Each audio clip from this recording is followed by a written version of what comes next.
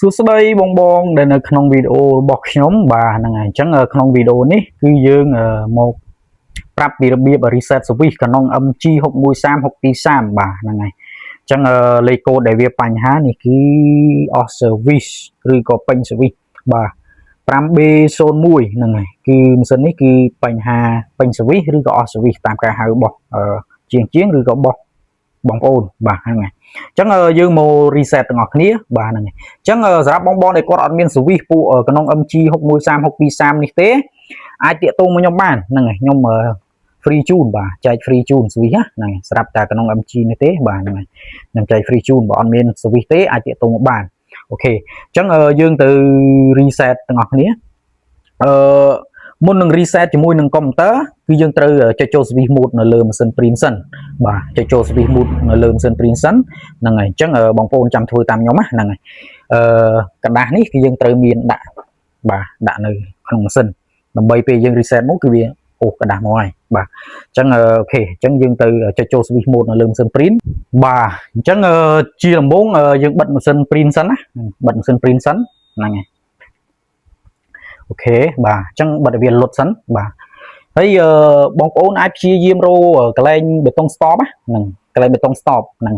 ព្យាយាមរកកន្លែងបេតុង stop ឲ្យឃើញទៅនេះបេតុង stop វាបាទអញ្ចឹងបងមើលដៃខ្ញុំទាំងពីរនេះបាទហ្នឹងហើយអញ្ចឹងយើងចុចបេតុង stop នេះជាប់ចុចវាជាប់ដៃម្ខាងទៀតចុចបេតុង power ឲ្យជាប់ដូចគ្នាបាទហើយប្រឡែងបេតុង stop នេះហើយយកដៃយើងចុចបេតុង stop នេះចំនួន5ដងវិញ1 2 3 4 5ហើយប្រឡែងមកបាទហ្នឹងប្រឡែងដៃហ្នឹងពេលយើងចុច5ដងហើយប្រឡែងដៃស្មើគ្នាហ្នឹងមកបាទហ្នឹងពេលដែលយើងចុចឲ្យបេតុង stop មិញ5ដងគឺវាលោតភ្លើងនេះដែលខ្ញុំគោះអញ្ចឹងឃើញទេវាលោតភ្លើង1 2 3 4 5ទៅហើយយើងប្រឡែងមកតែកុំបាច់ធ្វើតាមខ្ញុំទេខ្ញុំគ្រាន់ប្រាប់អាកន្លែងភ្លើងនឹងទេយើងចុចតែធ្វើដូចខ្ញុំទៅអាកន្លែងនេះមិនបាច់ធ្វើដូចខ្ញុំទេខ្ញុំប្រាប់កន្លែងភ្លើងវាដោយសារខ្ញុំជាប់និយាយនេះទៅក៏គោះអានេះទៅដើម្បីឲ្យបងមើលភ្លើងនេះបាទអញ្ចឹងពេលដែលយើងចុចចូល switch mode បានហើយគឺម៉ាស៊ីន print របស់យើងគឺវាល្ងិតអញ្ចឹងវាលោតល្ងិតអញ្ចឹងបាទវាមិនល្ងិតឈឹងដូចយើងបិទទេតែបើយើងព្យាយាមនេះវាមានភ្លើងតិចៗនេះតែយើងមើលចេះគឺល្ងិតស្លុបបាទហ្នឹងហើយអញ្ចឹងរងចាំវាបន្តិចទៅហ្នឹងចាំដល់អាភ្លើងនេះវាឈប់លោតភ្លេតអញ្ចឹងឲ្យវាពេលវាលោតភ្លឺស្មើគឺមានន័យថាម៉ាស៊ីនហ្នឹងយើងអាចដាក់ switch នៅលើកុំព្យូទ័របានហើយបាទហ្នឹងហើយសូមបញ្ជាក់តិចទៀតពេលដែលយើងចុចចូល switch mode ហើយភ្លើងនេះលោតស្មើហើយតែវាមានអាលោតអាភ្លើងពណ៌ទឹកក្រូចនេះបាទអញ្ចឹងមានបើសិនវាលោតភ្លើងពណ៌ទឹកក្រូចមានន័យថាម៉ាស៊ីនរបស់បងប្អូនហ្នឹងមានបញ្ហាហើយឬក៏ error កន្លែងណាមួយបាទតែបើសិនតែយើងចុចចូល switch mode ហើយវាអត់មានភ្លើងនេះទេភ្លើងយើងលោតស្មើនេះគឺមានន័យថាម៉ាស៊ីនយើងអត់មានបញ្ហាអីទេយើងចុចចូល switch mode បានហើយយើងអាចទៅ reset ជាមួយនឹងកុំព្យូទ័របានហើយបាទអញ្ចឹងយើងទៅ reset ជាមួយកុំព្យូទ័រទាំងអស់គ្នាអូខេអញ្ចឹងយើងមកដល់លើកុំព្យូទ័រហើយបាទហ្នឹងហើយអញ្ចឹងនេះគឺ switch របស់វាបាទ switch ដែលយើងត្រូវ reset ហ្នឹងហើយ